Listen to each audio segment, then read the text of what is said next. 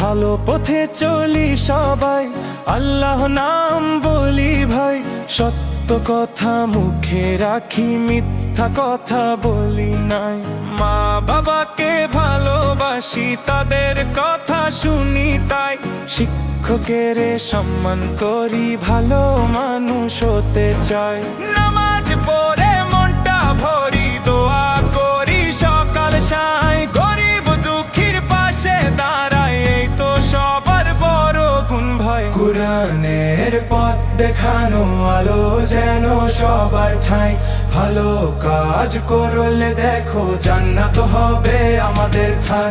কুরআনের পথ দেখানো আলো যেন সবার